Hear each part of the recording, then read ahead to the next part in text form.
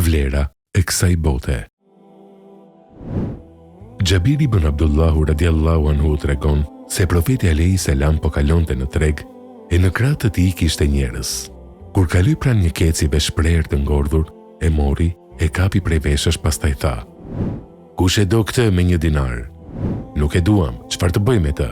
than shokët e tij. "A dëshironi që të jetë i juaj?" pyeti përsëri profeti alayhi salam. "Betohemi në Allahun se po të ishte gjallë, nuk do ta dëshironim. Për shkak të mangësisë së veshëve të prerë, e jo më ta dëshirojmë të ngordhur", than shokët e tij. Profeti alayhi salam tha: "Betohem në Allahun se jeta e kësaj bote është më e përbuzur tek Allahu se përbuzja që keni ju për këtë. Tregu është vendi ku grumbullohen njerëzit dhe vendi i punës së tyre. Ai është i predispozuar që në të ketë gjëra të këqija, siç janë mashtrimi, betimi i rrejshëm, përgojimi dhe shikimi pjesëve të turpshme. Kjo ndodh për shkak të kredjes në kënaqësitë e kësaj bote dhe harresës së jetës së botës tjetër. Prandaj, prej urtësisë së profetit alayhi salam ishte se i përkujtoi njerëzit me jetën e botës tjetër. U qartësoi kotësinë dhe përbuzjen e Allahut ndaj jetës së kësaj bote. I mësoi ata, duke iu dhënë një shembull praktik. Jeta e kësaj bote nuk duhet jetë synimi muslimanit, që të rende të ketë tendencë drejt saj. Ajo është një mjet për të qenë i devotshëm në përkushtimin ndaj Allahut dhe përgatitjen me furnizim për botën tjetër. Ajo që e tërheq më tepër vëmendjen e njerëzve në treg, kur ata janë në kulmin e punës në shitblerje, është që ti drejtohesh atyre me fjalë që përkojnë me gjendjen e tyre. Për këtë arsye profeti alayhi salam i pyeti duke thënë: "Kush e do këtë me 1 dinar?"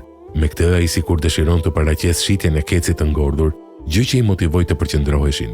Por ata të habitur ju përgjigjen: "Nuk e duam", sepse ai tashmë nuk kishte asnjë dobi ashtu i ngordhur, nga që ishte i papastër dhe nuk hajej. Profeti alayhi salam i pyeti për herë të dytë: "A dëshironi që të jetë i juaj, pa las, pa pagesë?"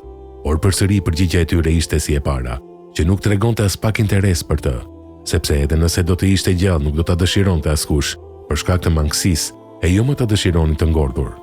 Në këtë çast, vjen mësimi i urtë profetik me një stil të mrekullueshëm, duke ju sqaruar vlerën e vërtetë të jetës së kësaj bote tek Allahu, se ajo është më poshtë dhe ka vlerë më të pakët se ky keci ngordhur. Allahu i lartësuar thot: "O ju njerëz, premtimi i Allahut është i vërtetë. Prandaj mos ju mashtroj jeta e kësaj bote e mos ju mashtroj mashtruesi, shejtani." Surja Fatir 5. Përfitimet e nxjerra nga hadithi. 1. Parapëlqehet që ftuesi, gjatë ftesës, të përdorë të gjitha format dhe mënyrat për të tërhequr vëmendjen e njerëzve. Prej këtyre metodave janë: dhënia e shembujve nga realiteti i tyre i përditshëm, përfitimi nga ndodhit dhe ngjarje, si dhe vizita e njerëzve në vendet e tyre të punës për t'ia kujtuar atyre Allahun. 2.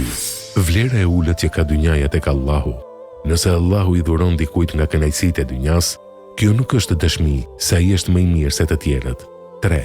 Muslimani nuk duhet t'i japë rëndësi çështjeve të jetës së kësaj bote dhe të harrojë atë që është më e rëndësishme, përkushtimi ndaj Allahut, sepse dynjaja është e përkohshme.